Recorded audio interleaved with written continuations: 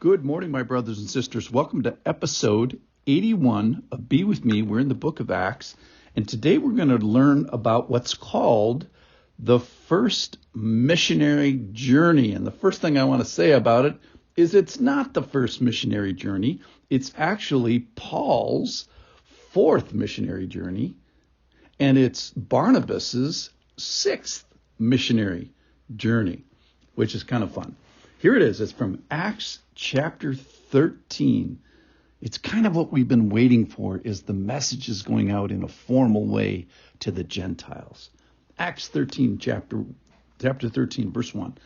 Now there were in the church at Antioch prophets and teachers: Barnabas, Simeon, who was called Niger, Lucius of Cyrene, Manaen, a member of the court of Herod the Tetrarch, and Saul.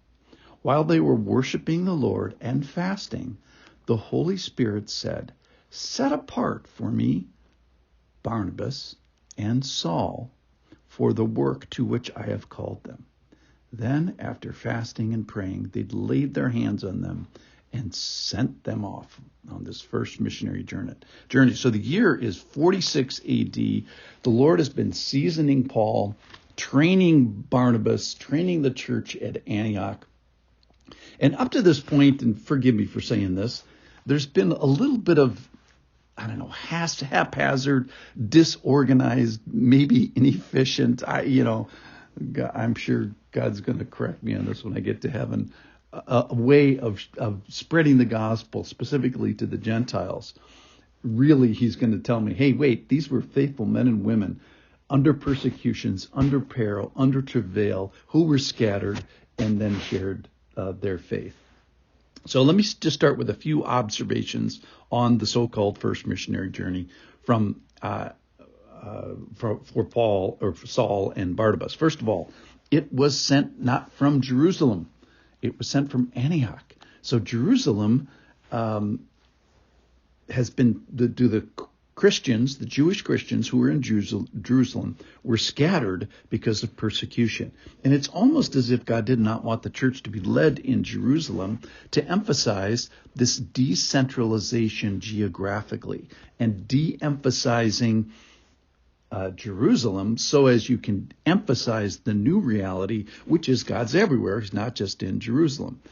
And not only is he not just in Jerusalem, he's actually indwelling believers. So there's this decentralized indwelling where God used to be geographically oriented towards Judaism and Jerusalem and to a place more so. And now he's been decentralized geographically and into believers. All right, so the year is 46 or so AD.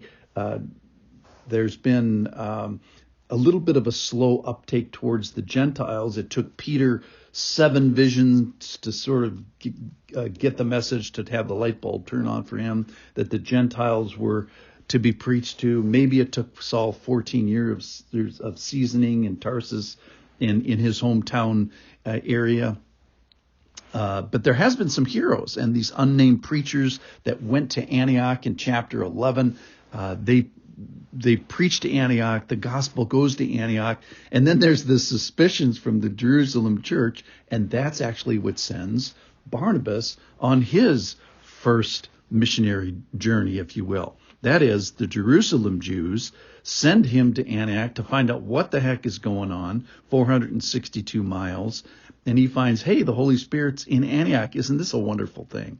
Then he goes from Antioch to Tarsus to go fetch Saul, another 150 miles. Then he brings him back to Antioch, another 150 miles.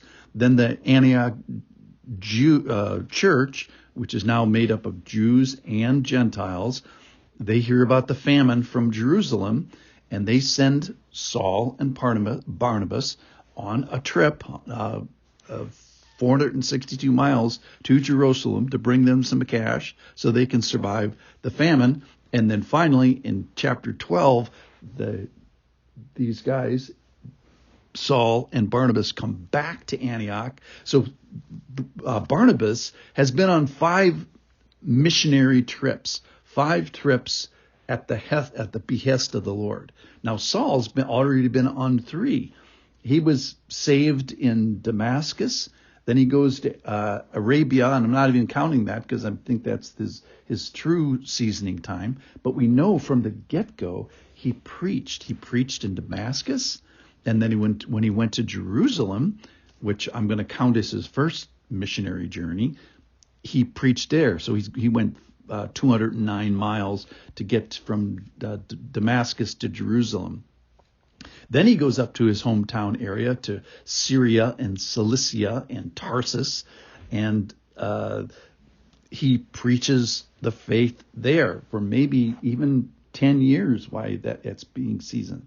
And finally, his third missionary journey, if you would be from Tarsus back to Antioch to get ready to launch. So this missionary journey that Saul goes on is his 4th, and it's Barnabas' 6th. And we see a couple of neat things in the church. We see giftedness. We see prophets, teachers, elders, and people with those specific gifts. Then we see people who are givers. That's 100% of the people. And I love what happens in the church today is they're worshiping and fasting. Then the Holy Spirit tells them to set apart Barnabas and Saul. And then they fast and they pray afterwards. So they're like in no hurry. They're doing multiple episodes of fasting. And then they lay hands and they're sent off on this first missionary journey. Okay, so a couple of, maybe teaching points or take-home points. Fasting. Maybe we should skip a meal to pray. Maybe skip a meal to worship. Enjoy and revel in the church. They refer to the church, and this is where the first Christians are named.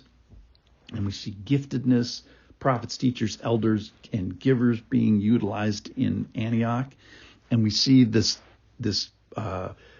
sending now, which Barnabas has already been on 5 trips. Saul's been on 3 trips. So the Lord is spreading his gospel out, and specifically into the Gentile world. And then we see the church, 100% of people doing stuff, some of it behind the scenes in faithfulness, and some of it not in behind the scenes faithfulness. And that's especially what we're going to see when we follow Barnabas and Saul as they go on this first missionary journey in 46 AD. Can't wait to go. See you tomorrow.